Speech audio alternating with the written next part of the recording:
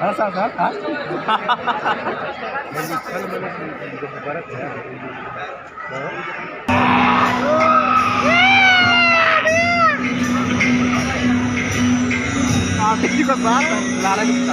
ब्रह्मांड के अनंत विस्तार से लेकर पृथ्वी की सीमा तक हर चीज अपने केंद्र की ओर आकर्षित होती है। इस पृथ्वी पर एक ऐसा केंद्र है जो न केवल मानवता की आस्था और भावनाओं को बल्कि उनकी आत्मा की गहराइयों को भी अपनी ओर खींचता है। महाकुंभ क्या है वो शक्ति जो हम सबको एक सूत्र में बांधती है? उत्तर है गंगा।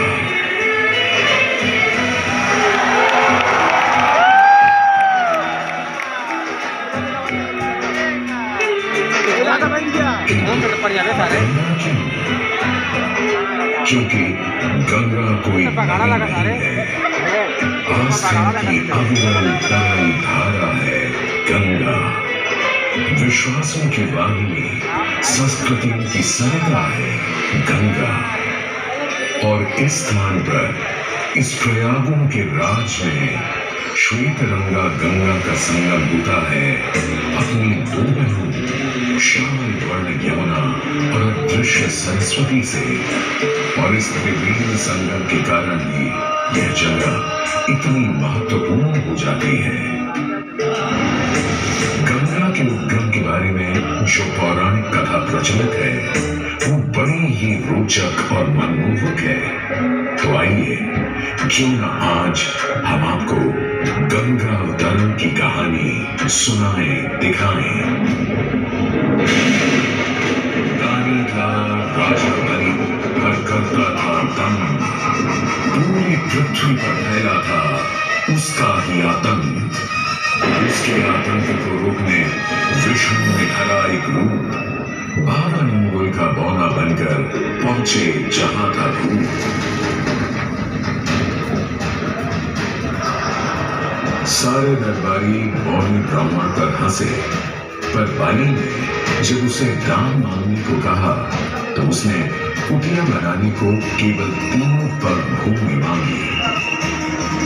पर जब बौने ब्राह्मण ने भूमि नापनी शुरू की तो जैसे भूचाल लिए वामन ने पहले पग में पूरी धरती नाप ली और अगले कदम से स्वर्ग। ब्रह्मा जी ने भगवान विष्णु के चरण होकर उस जल को अपने कमंडल में भर लिया। और अब वामन अवतार ने अपना तीसरा पग बलि के सिर पर रख उसे पाताल लोक भेज मुक्ति दे दी।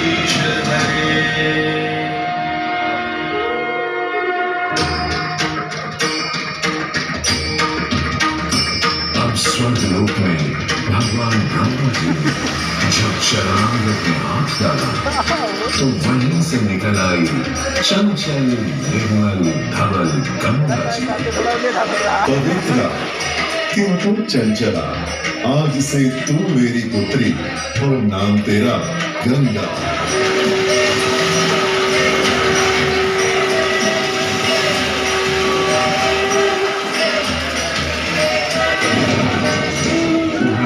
समय बाद सतयुग में इक्ष्वाकु कुल के सूर्यवंशी राजा सगर ने सारे संसार को जीतने के लिए एक अश्वमेध यज्ञ का संकल्प किया। सुने सुने सुने सब सुने, यह चिन्हित पूजित धवल अश्व जहां भी जाएगा वो भूमि राजा सगर की मानी जाएगी। यदि किसी ने इस अश्व को रोका या पकड़ा तो उसे सगर के 60,000 एक पुत्रों और उनकी लक्षाधिक सेना का सामना करना पड़ेगा। सुने सुने सुने। सगर का अश्व अजय अपराजय बढ़ता जा रहा था और स्वर्गलोक में देवेंद्र इंद्र की तुलना डरकर वो अश्व को रोकने की युक्ति लगाने लगे। इंद्र ने राजा सगर के उस घोड़े को चुरा लिया और छल से महर्षि कपिल के आश्रम में बांध दिया।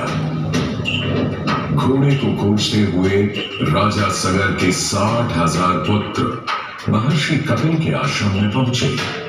वहां घोड़े को बंधा हुआ देख क्रोधित पुत्रों ने कपिल मुनि को घोड़ा चोर समझा और उन्हें अपशब्द कहने लगे। वाचाल कुमारों, यदि कपिल ऋषि ने खोली आंख तो तपस की युगाग्नि से जलकर तुम सब हो जाओगे राख।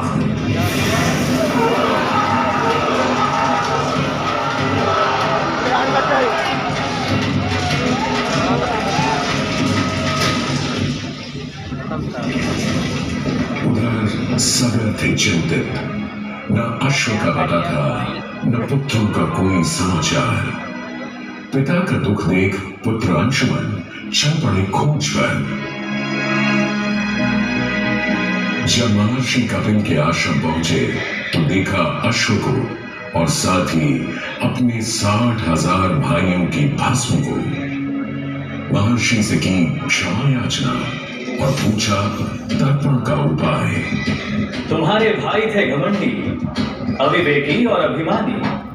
भस्म कर दिया उन्हें मैंने, जो उन्होंने मेरी नहीं मानी। गंगा जल, केवल गंगा जल ही दे सकता है मुक्ति उन्हें, जो भस्म हुए तुम्हारे परिजन। अंशुमन को अपने भाइयों के तर्पण के लिए गंगा को लाने का बहुत मन था, किंतु किसी को राजधर्म भी तो निभाना था और राज भी चलाना था। देखते देखते 7 पीढ़ियां गुजर गईं, पर 7 पीढ़ियों के बाद समय आने पर राजकुमार भगीरथ ने राजा बनने से साफ मना कर दिया।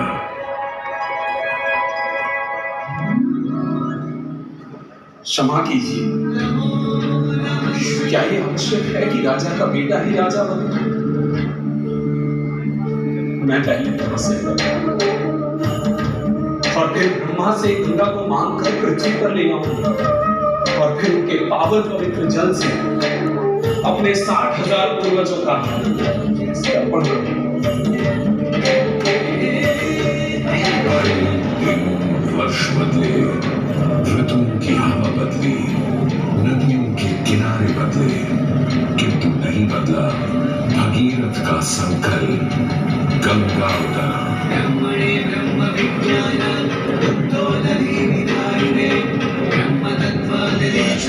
पुत्र भगीरथ, हम तुम्हारे तप से प्रसन्न हैं।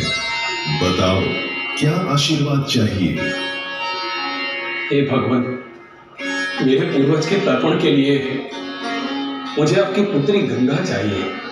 तथास्तु, किंतु यदि गंगा स्वर्ग से सीधे धरती पर गिरी तो पृथ्वी को चीरते हुए गंगा सीधे पाताल में पहुंच जाएगी। इसलिए तुम भगवान शिव शंकर को मनाओ ताकि गंगा जब स्वर्ग से नीचे उतरे तो वो उसे अपनी जटा में थाम ले।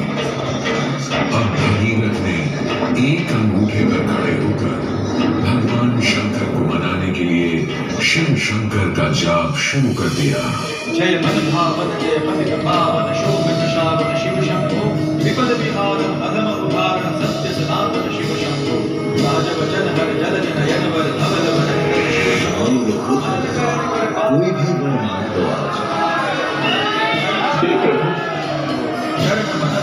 जब गंगा स्वर्ग से धरती पर गिरे तब आप बीच में उन्हें अपनी जटाओं में साध ले, नहीं तो पूरी पृथ्वी नष्ट हो जाएगी।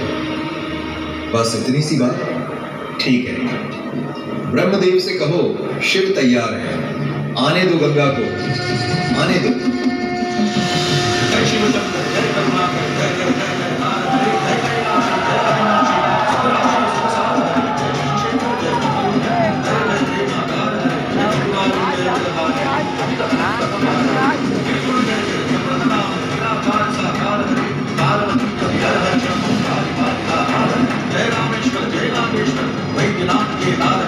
मल्लिकार्जुन सोमनाथ देव महाकाल उद्धार देव देव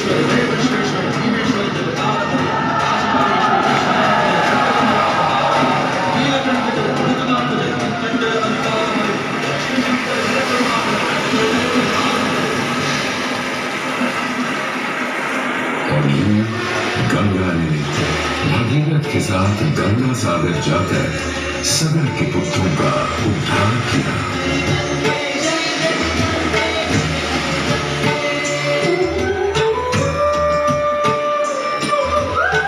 साथ ही वह भारत की सबसे महत्वपूर्ण नदी बन गई, जिसका भारत के जीवन में धार्मिक, आर्थिक, सामाजिक, ऐतिहासिक अभिदान अनंत है। हे मां गंगे, हे जगदम्बे, हे मां गंगे। मोक्षदायिनी गंगा का यमुना और सरस्वती के साथ त्रिवेणी संगम मोक्ष का संगम है।